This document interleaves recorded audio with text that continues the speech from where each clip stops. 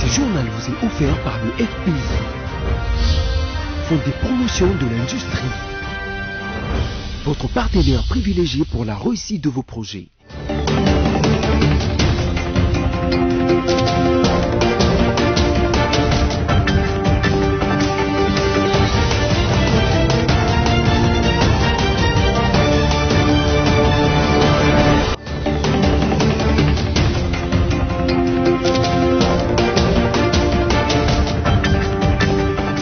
Mesdames et messieurs, bienvenue à cette nouvelle session d'information sur BSC Télévision à la une de l'actualité. 23e bulletin de riposte du jeudi 16 avril 2020 sur le 26 échantillons testés.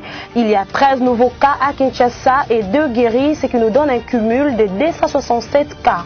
Et puis la République démocratique du Congo s'apprête à rapatrier plus de 900 de ses ressortissants bloqués à l'étranger. 38 seulement de ces ressortissants sont déjà dans le mur quinois, a indiqué la ministre d'État, ministre aux Affaires étrangères, Marine Toumba-Nzenza, au terme d'une réunion présidée par le Premier ministre Sylvestre Ilunga Ilunkamba, mercredi 15 avril 2020 à la primature. Enfin, plus que 5 jours pour le déconfinement de la commune de la Gombe, la municipalité ne court plus un grave risque de contamination malgré un excès quantifié à près de 8000 personnes par jour. Les gouvernements de la République démocratique du Congo, en collaboration avec les gouvernorats de Kinshasa, la police et l'équipe de riposte à la pandémie du Covid-19, étudient les voies et moyens de déconfiner la commune de la Gombe afin de passer à d'autres communes. Le ministre de la Communication, Jolino Makelele, qui s'est exprimé après la réunion avec le Premier ministre, rappelle l'importance de respecter le geste barrière. Suivez. Et pour cela, il a fait venir les responsables concernés, qui sont presque tous ici à côté de moi. Le constat qui a été fait, c'est que le confinement se déroule plus ou moins bien, mais qu'il y a naturellement des petites zones d'ombre qu'il fallait éclairer, ou éclaircir plus exactement. C'est le travail auquel se sont donnés les différents membres du comité ici présents, à la satisfaction du Premier ministre. Et donc, comme nous sommes à quelques encablures de la sortie du confinement en question, tous les membres ont été unanimes pour dire que ces mesures ne peuvent réussir vraiment que si la population se met en situation de poser les gestes qui ont toujours été recommandés, à savoir les gestes barrières, et s'il y a une certaine discipline qu'elle s'applique à elle-même. Et nous avons tous pensé que ces mesures peuvent donner des résultats. C'est ce qu'on est en train de constater. Les chiffres peuvent être donnés par les responsables médicaux, où on constate qu'effectivement, sur le plan sanitaire, le confinement de Gombe a donné des résultats. Pour le surplus, d'autres réunions sont prévues avec des experts pour voir dans quelle mesure sortir du confinement de la Gombe, les modalités et comment attaquer d'autres zones. Mais ce qui est certain, c'est qu'il nous faut de la volonté et surtout de la responsabilité. Et c'est ici l'occasion d'inviter une fois de plus la population quinoise en général à faire preuve de beaucoup de maturité en écoutant ce qu'on donne comme conseil, et surtout qu'on sache que nous n'avons pas les moyens d'autres pays industrialisés dont vous voyez les images à la télé et qui risquent, eux, j'allais presque dire l'hécatombe, alors que nous avons le moyen de nous faire comprendre. Donc faisons les gestes qu'il faut, parce que les responsables politiques et sanitaires sont là pour vous les donner. Voilà ce sur quoi a porté notre réunion de ce jour. Le 23e bulletin de riposte à la pandémie du Covid-19 du jeudi 6 avril 2020 révèle sur les 206 échantillons testés 13 nouveaux cas à Kinshasa et 2 guérisons, ce qui nous donne un cumul de 267 cas positifs. Plus de détails avec Christelle Genda. Le 23e bulletin de riposte du Covid-19 de ce jeudi 16 avril 2020 indique que sur les 206 échantillons testés, il y a 13 nouveaux cas à Kinshasa et 2 guéris, ce qui nous donne un cumul de 267 cas. L'équipe de riposte donne la situation épidémiologique du Covid-19 en République démocratique du Congo. 13 nouveaux cas confirmés à Kinshasa, suivis de 2 nouvelles personnes guéries et un nouveau décès des cas confirmés. Sur les 206 échantillons testés, il y a 94 cas suspects en cours d'investigation.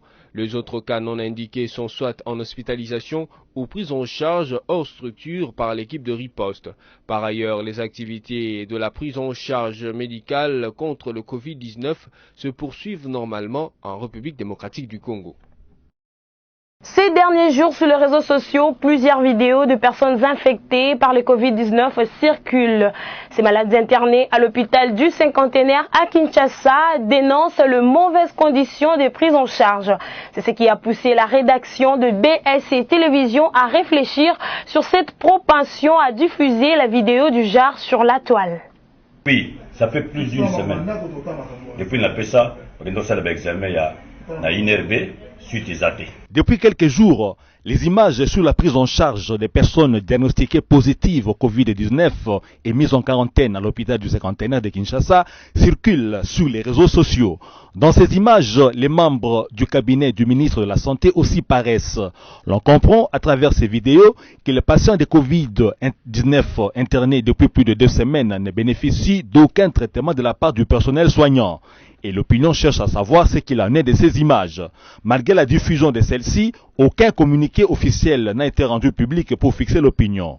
Et l'on se demande si les patients qui se plaignent ont vraiment raison. Que font les autorités chargées de la riposte pour normaliser la prise en charge des personnes ainsi isolées, s'interroge-t-on parmi l'opinion. Et dans ces conditions, les Kinois peuvent devenir découragés de se faire dépister, craignant de subir le même sort en cas d'un test positif. Confrontée aux défis sanitaires lui imposés par la pandémie de Covid-19, la République démocratique du Congo s'apprête à rapatrier plus de 900 de ses ressortissants bloqués à l'étranger. Quelques 38 seulement de ces ressortissants sont déjà dans le mur quinois, a indiqué la ministre d'État, ministre aux Affaires étrangères, Marine Toumba-Nzenza, au terme d'une réunion présidée par le Premier ministre Ilunga Ilunkamba mercredi 15 avril 2020. À la primature. Le gouvernement de la République démocratique du Congo n'attend rapatrier plus de 900 des ressortissants congolais bloqués à l'étranger.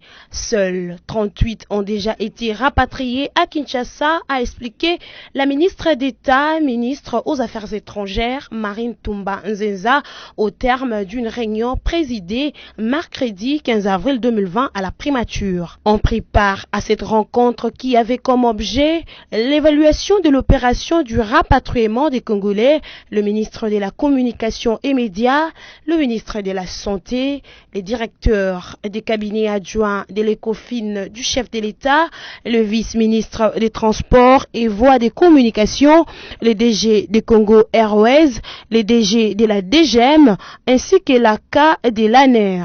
38 Congolais rapatriés viennent de la Belgique, du Cameroun et du Congo-Brazzaville. Depuis quelques jours, sous le coup du confinement et coupée du reste de la ville de Kinshasa, la commune de la Gombe parvient à accueillir quelques personnes autorisées par un service minimum dans leur secteur d'action. La caméra de BSC Télévision était sur place pour apprécier ce qui en est du confinement à la Gombe, images et commentaires. Confiné depuis quelques jours pour avoir enregistré plus de cas testés positifs au Covid-19, la commune de la Gombe vit en silence comme jamais auparavant. De la rue Mont-des-Arts, en passant par l'avenue des Huileries et jusqu'au boulevard du 30 juin, on peut à peine compter du bout de doigt quelques véhicules et passants. Au niveau de la Gombe, les services, les mesures prises par les autorités sanitaires est respectées. Mais de la maison vers le travail, c'est là où le problème se pose. Ils ne se protègent pas eux-mêmes. C'est-à-dire, il fait des magouilles, comme on l'appelle à Kinshasa. Hein? De trois, il monnaie les services. Nous arrivons des fois à 8 000, à 10 000 des fois, des personnes à l'entrée et aux sorties. Donc vous remarquez vraiment que non, quand bien même il y a confinement, mais les gens préfèrent toujours aller à Gombe. Alors les flux est presque pareil, presque comme dans l'état normal. Bon, en tout cas, il y a un filtrage. La police est là. Nous sommes là pour les contrôles sanitaires. La police est là pour canaliser les gens. Mais ce qui est vrai, le flux migratoire dans la commune de la Gombe est vraiment élevé. Eh bien, nous sommes au cœur du centre-ville de Kinshasa, comme vous le constatez. Le boulevard du 30 juin est quasi désert, tout est fermé, rien ne fonctionne. Seules les personnes munies d'un badge sont autorisées pour un service au minimum. Ce dernier félicite les autorités provinciales et sanitaires pour le service placé au poste frontalier de la municipalité. Mais par contre, il déplore le flux immigratoire exagéré des passants dans cette commune. Notons que le dernier rapport de l'équipe technique en charge de la riposte fait état des lieux de 13 nouveaux cas confirmés en 24 heures, 2 morts et une personne guérie du Covid-19. La situation pandémique dans la commune de la Gombe se stabilise. Selon ce rapport, il y aurait plus de cas positifs en dehors de la municipalité. Les passants, le personnel de la santé recommandent à l'autorité provinciale le port de masques obligatoire pour les citoyens de la capitale congolaise. Depuis la commune de la Gombe à Kinshasa, Merveille Bavabebaye et Généreuse Essengo pour le compte de BSC Télévision. À Bukavu, dans le sud Kivu, la décision qui a été prise par le gouverneur Théo Ngwabidji Kassi, celle de port obligatoire de masques partout, les habitants du sud Kivu semblent ne pas être respectés par plusieurs personnes. C'est un constat fait par un confrère de BSC Bukavu.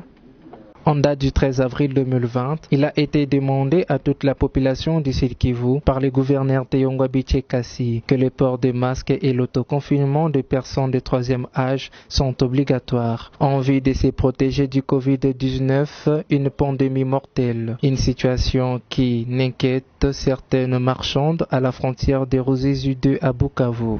Selon elles, le masque les étouffe et ignore l'existence du coronavirus dans la province du Sud Kivu. Mina ivala tuji walituambia se kila mtu aivale usikoma hata ikosa mwenye aivale wa polisi watina natukamata wanatufunga. Sie atogopele magonjwa tuko na Mungu mzima. Mungu anatuchunga na ndio atatuepushia hatari ya magonjwa. Tuko tunafunika tu akini sasa kuko sasa tuko natufunga mumuzi na tukiona banakamata mwenzetu mwana sisi tuna tunepandisha tunakuwa najifunika akini tunapasha tu tuivale tujikinge. Entre autres, le port de masque et la mesure de distanciation sociale d'au moins 1 mètre entre ces marchandes n'est pas toujours respectée par ces dernières. La Banque mondiale et le Fonds monétaire international ont récemment recommandé à d'autres créanciers bilatéraux d'alléger les dettes de certains pays africains et plusieurs ont emboîté le pas. Après le soutien de la Chine, c'est au tour du FMI et la Turquie d'apporter leur soutien à la République démocratique du Congo sur le plan alimentaire et sécuritaire. Suivez cet élément de Merveille Bavabebaye. La République démocratique du Congo bénéficierait dans les prochains jours d'une facilité rapide de crédit de 365 millions de dollars américains de la part du Fonds monétaire international FMI. Une somme exceptionnellement budgétaire qui a pour objectif de permettre à la trésorerie de l'État de financer les mesures de santé, de protection sociale et de stabilisation macroéconomique. Le conseil administratif du FMI affirme statuer ce 22 avril sur les requêtes d'appui budgétaire et à la balance de paiement lui adressée par le Premier ministre congolais Sylvestre Ilunga.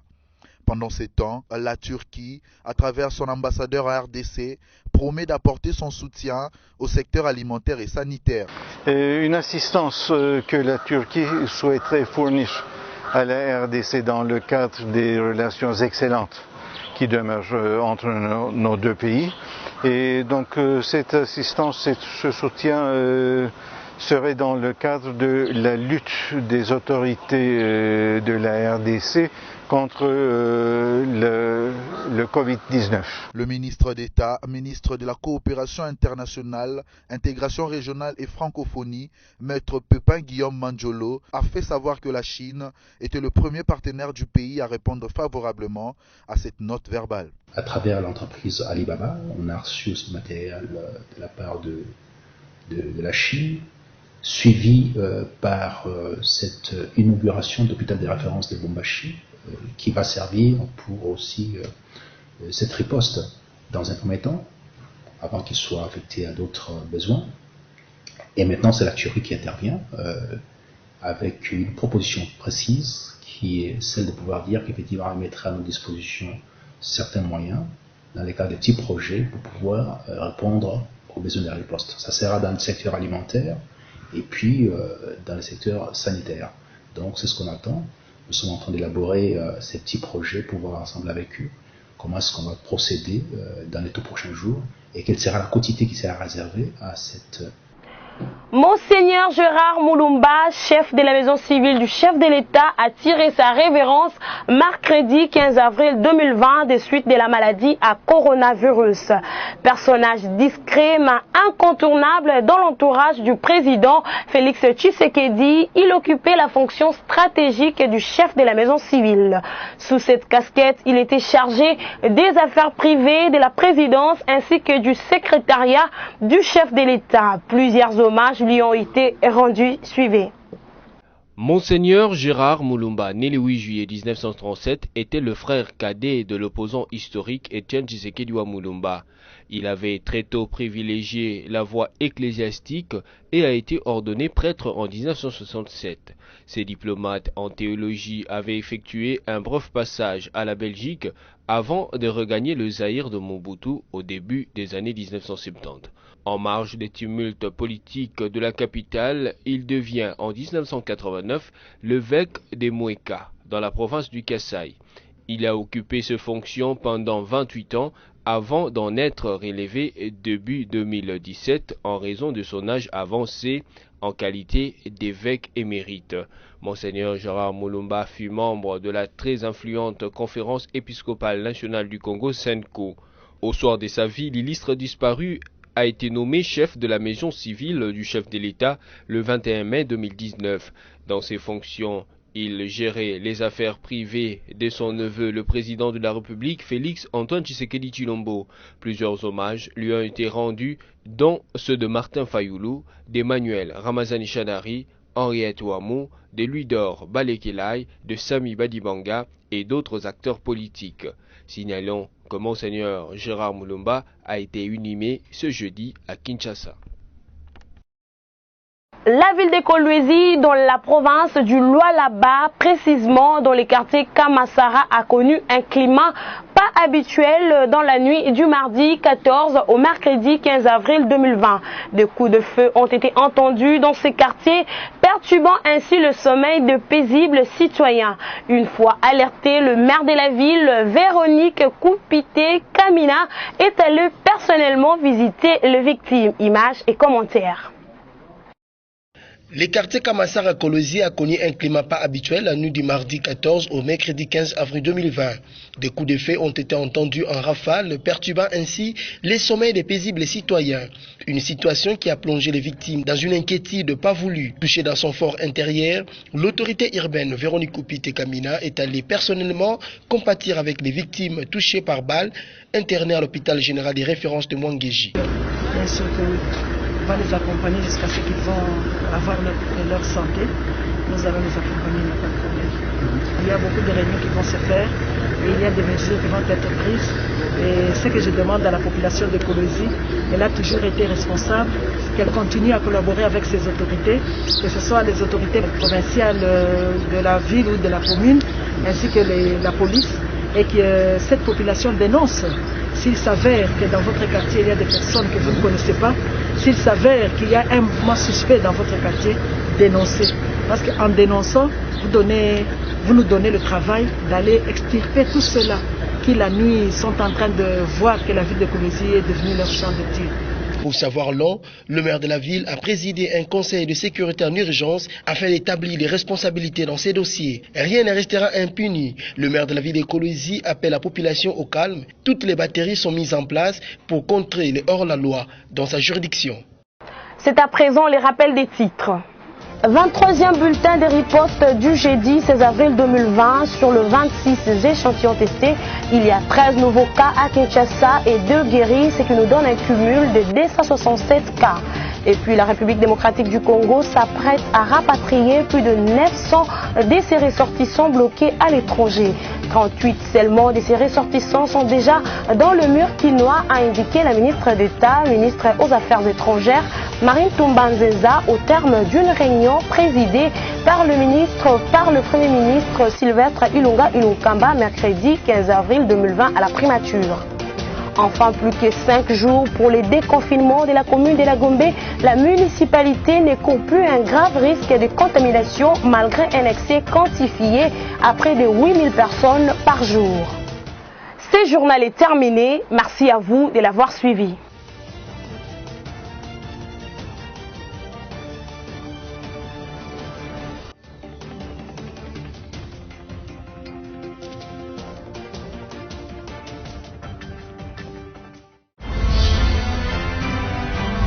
Ce journal vous a été offert par le FPI, Fonds des promotions de l'industrie, votre partenaire privilégié pour la réussite de vos projets.